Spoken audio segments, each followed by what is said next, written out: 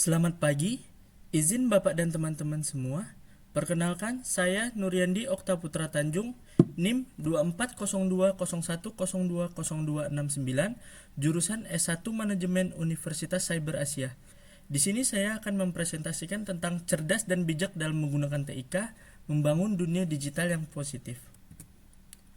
Pemanfaatan TIK dalam kehidupan sehari-hari, yang pertama adalah kemudahan komunikasi, yang kedua efisiensi dalam pekerjaan, yang ketiga akses pendidikan yang lebih luas, yang keempat menyediakan hiburan digital. Pemanfaatan TIK menunjukkan signifikansi yang relatif tinggi terhadap produktivitas baik di tingkat usaha, industri maupun negara.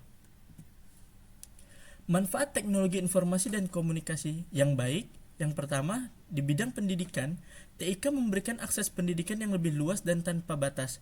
Kita bisa belajar melalui platform daring, kursus online, dan materi digital. Dalam hal pekerjaan, mempermudah komunikasi lintas batas geografi, waktu, dan lebih efisien serta meningkatkan produktivitas.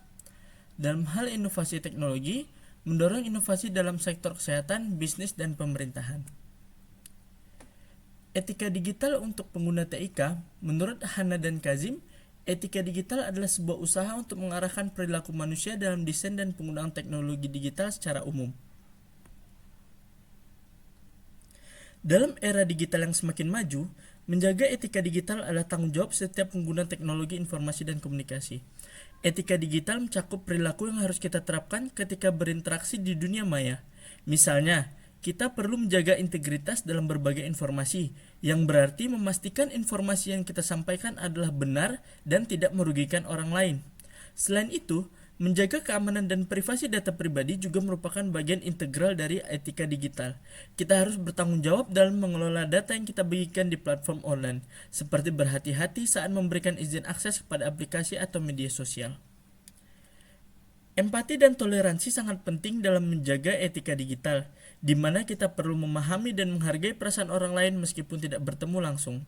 Kita harus menerima perbedaan pendapat dan latar belakang tanpa memicu konflik atau permusuhan. Resiko penyalahgunaan TIK. Yang pertama ada cyberbullying, penindasan atau pelecehan online yang berdampak buruk pada mentalitas korban.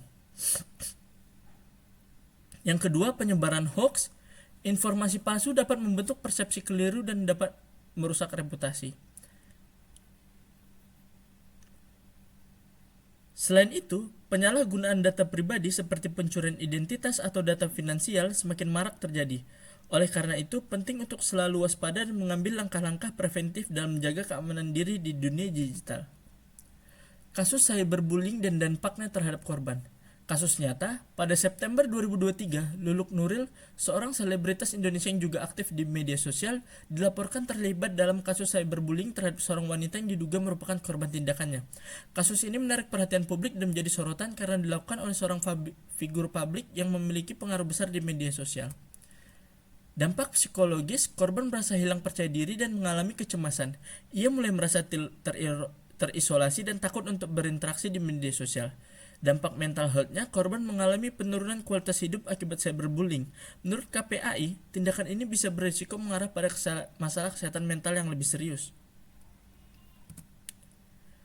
Tindakan yang sudah diambil sudah dilaporkan kepada pihak berwajib. Korban melaporkan tindakan cyberbullying ini dengan harapan mendapatkan keadilan. Respon dari KPAI mengecam keras tindakan Luluk Nuril dan menyatakan bahwa perundungan semacam ini tidak bisa dibenarkan.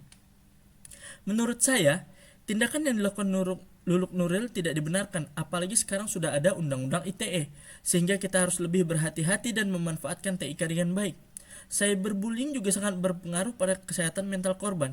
Beberapa organisasi dan aktivis sosial juga menyuarakan solidaritas terhadap korban dan menyarankan agar platform media sosial lebih bertanggung jawab dalam menangani kasus cyberbullying yang melibatkan public figure.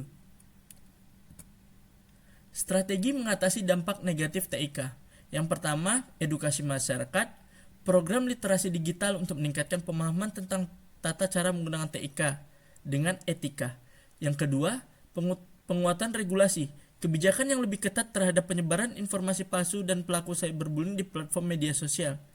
Yang ketiga, peran orang tua dan pendidik, mendidik generasi muda tentang bahaya penyalahgunaan TIK dan cara bertanggung jawab dalam beraktivitas di dunia maya. Menjadi pengguna TIK yang bijak dan bertanggung jawab.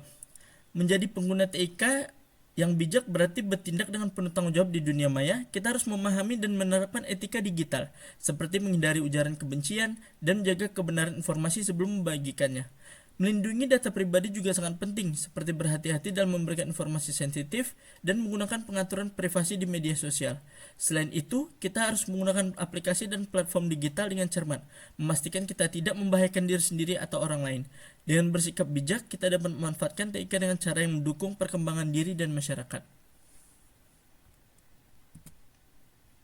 Sekian presentasi dari saya. Terima kasih atas kesempatannya. Selamat pagi.